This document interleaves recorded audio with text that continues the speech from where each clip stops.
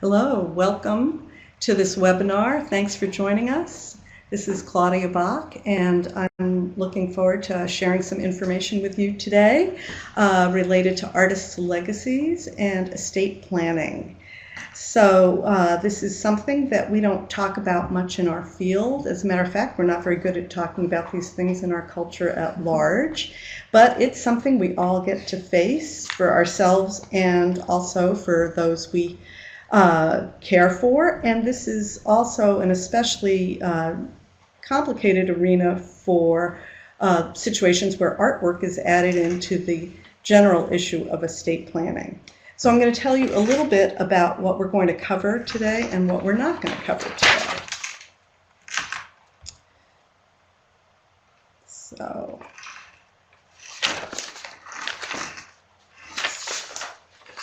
this is an opportunity to learn a little bit about what we heard through a number of focus groups that were held.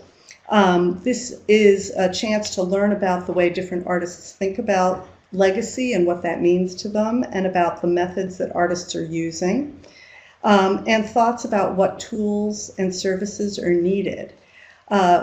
I know that some today are hoping that this is going to be a workshop that's going to be a how-to on all the components of estate planning, and I want to make sure it's clear that that's not really what we're going to be able to be doing today. What we are doing is opening a conversation that helps us to understand the situation that artists deal with, and trying to identify directions that Artist Trust and other organizations can take to better serve artists, and also to look at a concept for some future development that we explored in focus groups. So I'm going to be presenting information on the focus groups and what we learned, and then after that, Brian McGuigan, Program Director at Artist Trust, is going to share some information on resources, and then we'll have a chance for some questions. So part of this grew out of my experience working with artists over many decades and the concerns that get brought to that, and having ended up unintentionally as the executor of an estate for an artist, and learning just how complex that can be. So, what did we explore? We looked at a number of issues in these focus groups, and there were 3 focus groups. 2 of them were artists only, and that included visual artists, musicians, and literary artists. And then 1 focus group included estate planners, funders, and other professionals dealing with artists in various ways. So we looked at what is known, what is desired, and also what are the differences in the kinds of assets and issues that artists are dealing with. So one thing that artists are really dealing with that is different than many other individuals is this issue beyond the tangible artistic assets into the intangible artistic assets, but also lots of concerns around issues of memory and meaning connected to their work. In conversations, we heard quite a bit about all artists are hoping that they've influenced their field in some way. There's different ways that they are concerned about that, and also how there is access to their work. The issues of access are different in different disciplines, but they all share that concern. For visual artists, concerns around permanent collections and catalogs are very strong. In music, issues of access have to do also with technology shifts and many concerns about how their work will or will not be accessible that way. And if they're composers, questions about how their work may be performed by others. And for literary artists, certainly work being in print. And for them and for others as well, is my work being taught? Is my work having an influence on subsequent artists in my field? So those have to do very much with the artwork itself, But interestingly, we see that sort of comes dividing line with that issue and the issue of financial support related to family or those that they care about. So for those with families, particularly those with children, financial issues are, of course, really of interest, especially in the immediate future. There's also the question of how might, if I've had some success in my career, how might that help others? And if you don't have immediate family, those issues start to rise much more quickly as well. Since artists in general have children at a lower rate statistically than the general population, we get to hear that conversation perhaps more often than we might with just general population conversation. So the thing that, of course, these are very personal objectives and a personal mix, and there's not one size that fits all, but the issues remain pretty much the same. So two other important issues are time and control. And I think we can all relate to the issue of how scarce and valuable time is. But I think what we also heard that's of interest is the fact that as one gets older, many of the artists who shared their experiences also felt there was a less willingness to use time for, quote, housekeeping type of activities, that it became even more important to them to produce the work they wanted to produce. And so leaving things as one's energy diminished, leaving things around estate and legacy planning to one's later years is perhaps problematic because one's commitment to spending that time making art actually seems to increase. The other thing is, of course, we don't really know how we will be remembered to a certain extent and have to accept that there's limits on how much control we might have about that. So what are artists doing? What are your fellow artists doing to try and deal with the issue of their estate? What will happen when they're no longer here handling their affairs? So the first, not too surprisingly, is the creation of a written will. They're the most common and the most critical tool, though many artists that we spoke with admitted that their wills, if they had one, were really quite outdated. If they had children, many of them had written the will when the children were young and they had to think about who might take care of the children, and had not dealt with them often in more than a decade or two. The other issue that folks are dealing with is trying to identify who will be the executor of their will. Often, interestingly, they're someone of a very similar age to themselves, which we can all understand has some limitations. But it's about trying to find someone, a trusted person, to carry out one's hopes and wishes that are in the will. So we also see artists spending energy, or at least worrying energy, if not actual energy, on dealing with stuff. How to move physical objects, records, how to put that stuff in an order that could become understood by another person, and also where it might live. This is taking various forms, including trying to get rid of things that you don't really want others to deal with, or that you think may not represent your best artistic output. Artists are also trying to look at ways to deal with copyright, intellectual property, the issue of rights that are likely to have the potential in the future to bring some form of financial gain to the estate. And this is one of the most complicated areas where we hear artists saying, I've tried to take intelligent legal measures, but most realize that they really have no idea whether they have or have not been successful in trying to tackle that. And last but not least, we shouldn't forget the fact that there are artists whose strategy is pretty much ignoring this whole issue and just hoping and that the chips will fall in some positive way. Can't say that that has seemed to be a particularly beneficial approach, but we should recognize that for many people that is sort of the way that that is unfolding.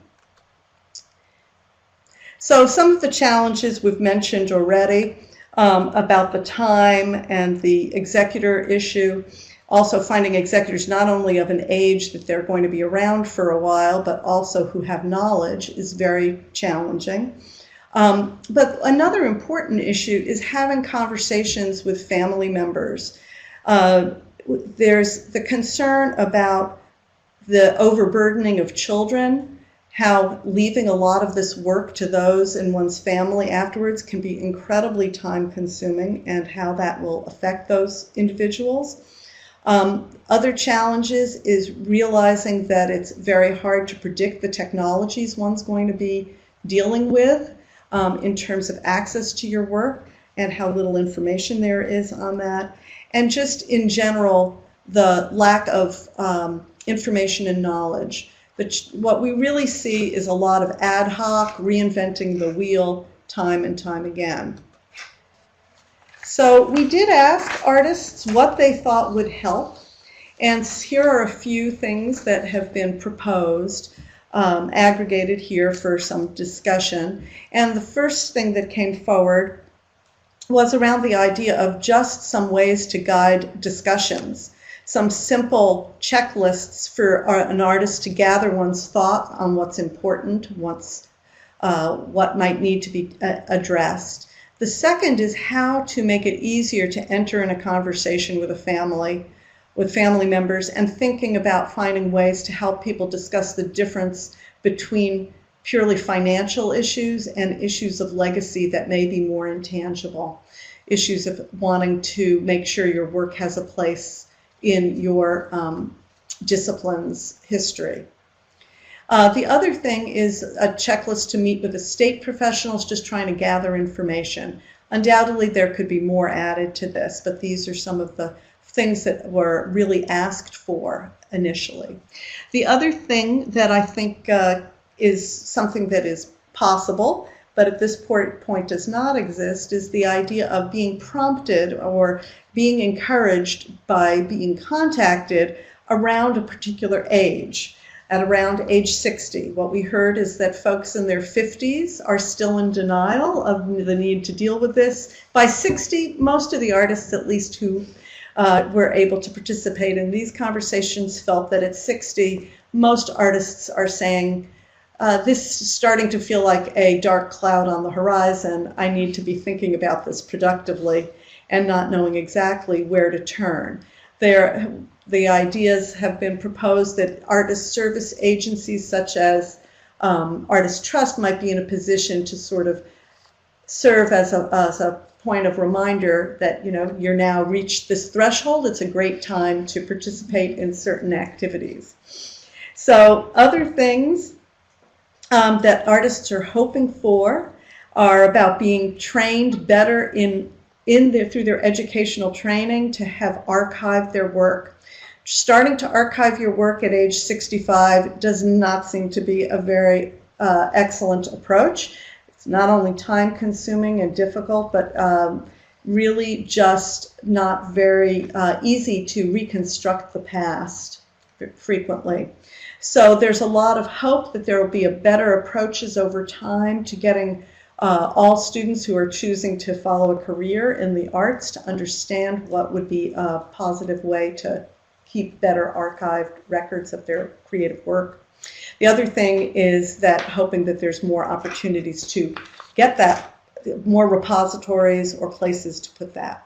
Tools that would help for other professionals, not only for artists, were the idea of some checklists for attorneys. Many times there might be an attorney that someone connects with because of a personal connection or through a family connection who may or may not be familiar with arts issues. That there's probably a greater opportunity to provide training and support in the form of continuing education credits that need to be taken by a lot of attorneys, for estate planners, paralegals, all of those about dealing with the arts, trying to provide better information to those professionals who will be working hopefully with artists. The other thing that artists believe would be very helpful would be if there were a pool of attorneys, financial planners, etc., who had expressed interest and had actually been trained, who were really able to say, I do know something about this field of working with artists or with your specific discipline, and how might we then take that knowledge and put it towards your particular situation. The last one on this slide about the Corps of Trained Capable Legacy Estate Assistants is something that the Joan Mitchell Foundation has started to work with, at least with visual arts, and tried to create that. There's still many, many opportunities that seem to be unmet, and there is a lot of interest in how might there even be a career that relates to helping to develop archives and estate planning specifically for artists. We also talked about artists supporting fellow artists and how much this is or is not in the landscape of thinking for many of for artists as they look at their estate planning issues and legacy issues. And not too surprisingly, we see a variety of issues, and there are some of the artists we spoke with definitely have already been giving now. Some are open to it or think about it, but it's not currently in focus.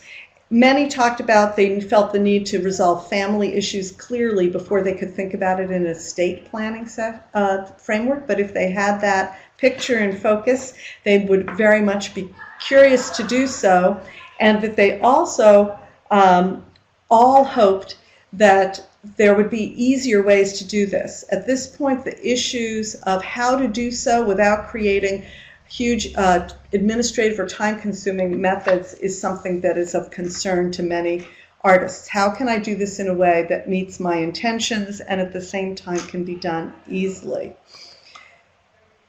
There are some other additional concerns that came out in talking about this concept.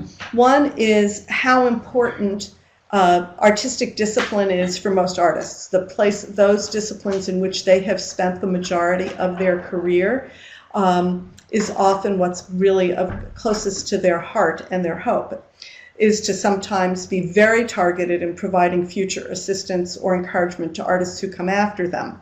Other artists are more open to greater flexibility to supporting artists, the larger artist community. And some also realize that there is some concern about predicting what subgenres or art forms, what disciplines might look like in the future. So one of the artists we spoke with had already taken steps towards creating a nonprofit for a particular approach to work with a specific population of artists. And I think it brought up a number of interesting conversations about what is or isn't possible about that, and we'll touch on that a little more in a bit. So part of the focus groups explored the issue of the need, whether there was a need for an initiative around estate planning and legacy issues for artists, a larger, bolder issue. And this is a question that I've been tossing around for a number of years with Sean Elwood, who's in New York, about trying to create a new mechanism to try and address this. And thanks to the support of Artist Trust and the Joan Mitchell Foundation, we were able to explore that. And I'm going to share a little bit about what we learned about this. This idea is to create better information for artists, to create a mechanism to then aggregate and simplify financial management and resources, and to find ways that those resources would then be channeled to continue to help fund artists in the years to come. This is a very simple and not too attractive schematic of the idea of what we are using the working title Artist Estates. So in this you'll see that artists and arts patrons or arts funders essentially provide resources through either estate planning or charitable gifts. And a foundation aggregates and manages those assets, which then are used in two primary areas. The first being tools, programs, and services around estate planning and legacy planning for artists in all disciplines. And the idea would be that those would include everything from online tools and printed checklists, but to workshops, as well as probably fee-for-service counseling at various levels. On the other side, we have grant making, and the grant making would probably take two forms. One would be overall, by being part of this foundation, some portion would go to support organizations that do work with individual artists, such as places like Artist Trust, and the other would be donor-directed giving in grant making. So the idea is that, as you see at the bottom of the slide, that these resources then come back to artists in the future. So it was some lively conversations, and here are some of what we heard. We basically hear that there is a need and a desire for some kind of opportunity to create systemic change, and both the possibility and the daunting quality are very evident in this. So let's look a little bit at what we heard about the various components. As we discussed a little earlier, we heard basically that those information skills are really needed, the tools are needed, the hope that there could be more consistent high standards, that best practices would be more accepted field-wide instead of just sort of on a case-by-case luck, hoping that you have the luck to encounter someone who might be able to help you with this, and that there could be networks of this information, that it could be at a national level. We also, when we looked more deeply at questions of how grant making might work through an artist estates function, we saw that there's a lot of tension between the specific and very passionately held interests some artists have for their discipline, their genre, or a particular subset of individuals, whether they're by age or ethnicity or geographic location, and the issue of artist support. And there is the challenge of how to avoid there being so many different areas of interest that we don't get the benefit of aggregation of assets and that things become too fragmented. We also heard some artists who felt extremely comfortable with their name being attached or not attached to their gifts, and others who feel strongly about it one way or another.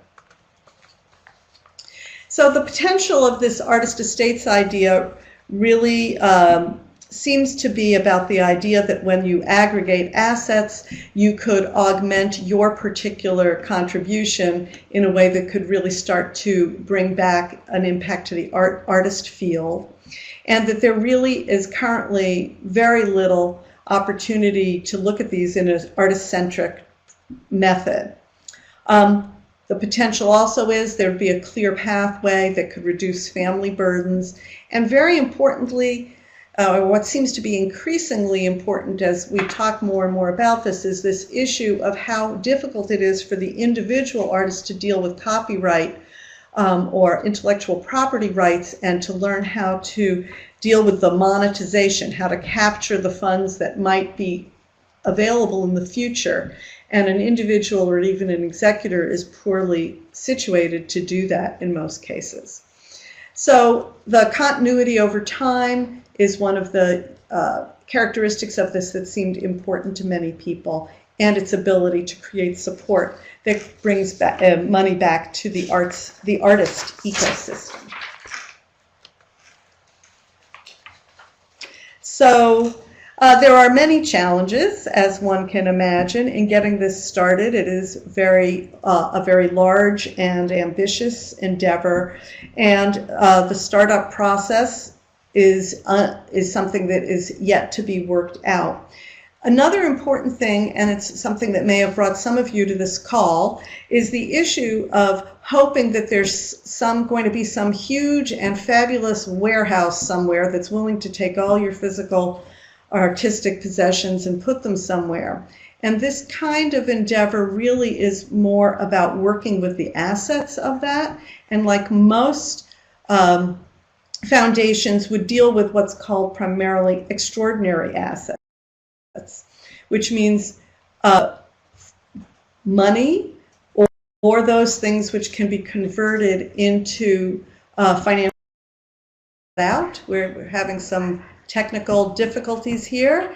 So I'm going to go back to this slide about challenges, and hopefully we haven't lost too much here.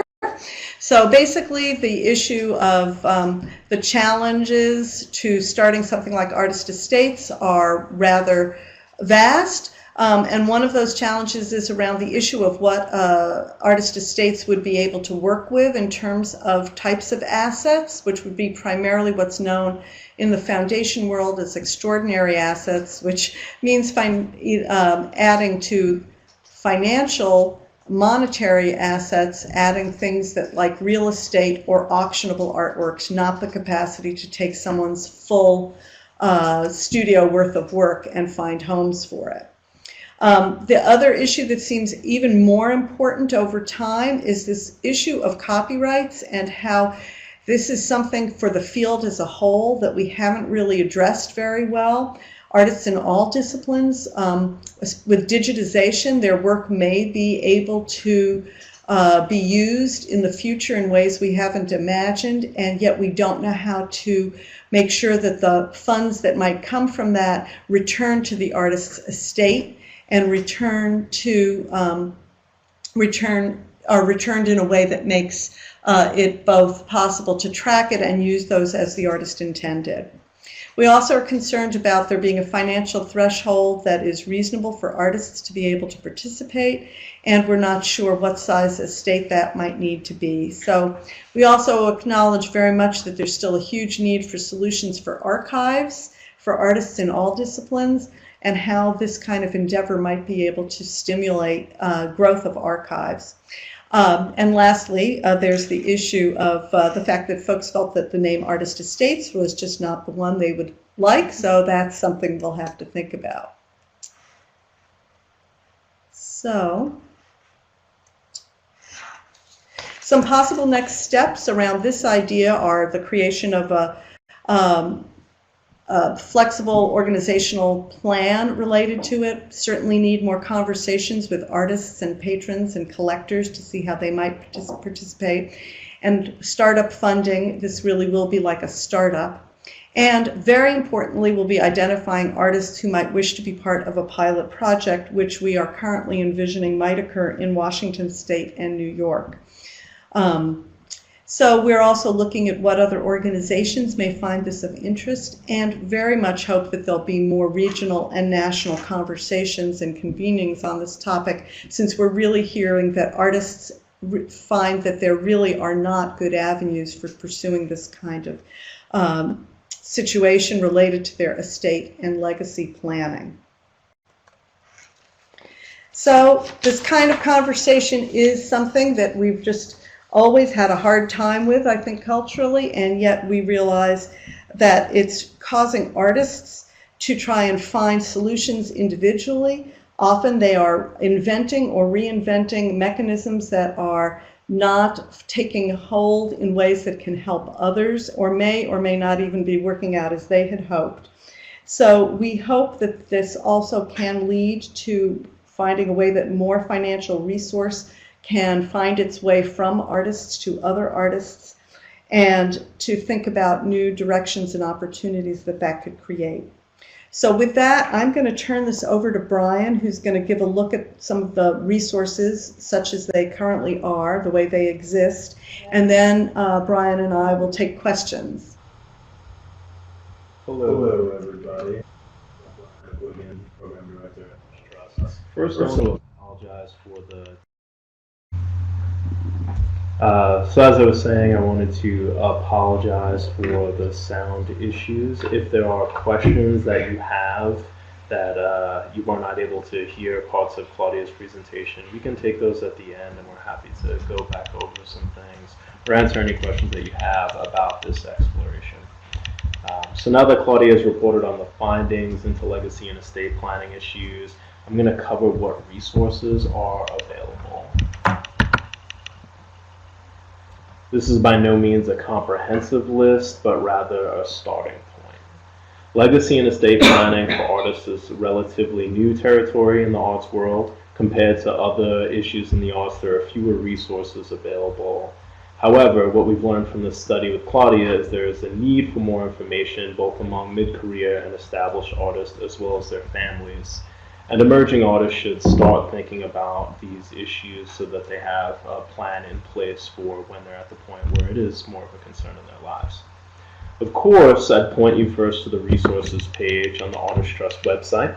On that page is a section called Art Archiving, Documentation, and Handling, which is where we store our information on artistic legacies and estate planning. Funded by a previous grant from the Joan Mitchell Foundation's Creating a Living Legacy program, a dozen or so articles on the Artist Trust site are an introduction to planning your legacy.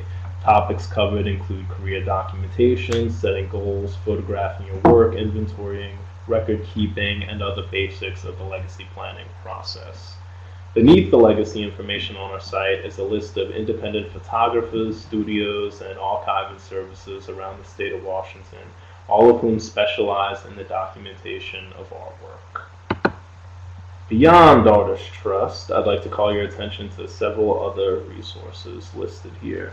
Organizations like the Joan Mitchell Foundation, the American Institute for Conservation of Historic and Artistic Works, Washington Lawyers for the Arts, Senior Arts Initiative, and Art Law Journal. A few books out there include Artist Estates, Reputations in Trust by Magda Salveson and Diane Cousineau, Strategies for Serious Older Artists by Eric Rudd and edited by Barbara Rudd, A Visual Artist's Guide to Estate Planning published by the Marie Walsh Sharp Art Foundation. And then articles and web resources include Estate Planning for Composers, 10 Things to Do Before You Die by the law offices of Mark D. Ostro, What Happens When an Author Dies, an interview with attorney Catherine Goldman, and The Art Legacy by Catherine Tyrell. A little bit more positively titled resource there. The articles are all available online. You can just Google them and you will find them. Books are available online, and I imagine that some of you are independent booksellers as well. While each of these resources is worthy of your time, there are three I'd emphasize: the Joan Mitchell Foundation, the American Institute of Conservation of Historic and Artistic Works, and the Art Legacy.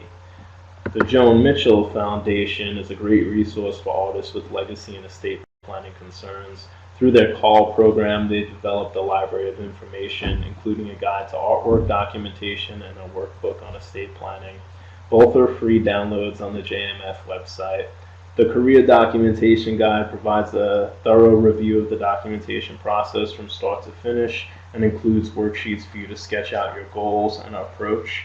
The Estate Planning Workbook is an in-depth look at the process of planning your estate, including the basic concepts and terminology, the professionals you'll need, physical and intellectual property, and other resources. Both of these books make it easy for people to take an approach that makes sense for them, that really breaks down the process quite well. The Joan Mitchell Foundation has been a leader in the artistic legacy conversation, and like I said, the workbooks are an incredible resource. The American Institute for Conservation of Historic and Artistic Works is a national membership organization. The American Institute for Conservation of Historic and Artistic Works is a national membership organization dedicated to the preservation of cultural material. They uphold professional standards, promote research and publications, and provide educational opportunities, among other resources. The AIC's focus is preservation and documentation, and is a resource for artists beginning the process of documentation. And finally, the Art Legacy. The Art Legacy is part of a website called artbusinessinfo.com, run by artist Catherine Tyrell. The art legacy includes sections on estate planning, famous artist estates, inventorying, what happens after death, copyright and resale rights, and art and inheritance tax. Within each section, you'll find a checklist of issues for artists to consider, sample wills, tips for executors, and documentation info, as well as links to articles, books, and other resources. The Art Legacy site is an aggregate of a lot of information available online, but the checklists, I think, are a really, really good place to begin with looking at your own legacy and estate planning issues. These resources are a good starting point for any artist. Knowledge of these issues around legacy and estate planning are evolving and expanding, as Claudia mentioned. And as we at Artist Trust learn more, we'll continue to update our information and resources and make what's available to everybody. So at this point, we are ready to take questions. I have no Wi-Fi, so I can't triage questions, but I can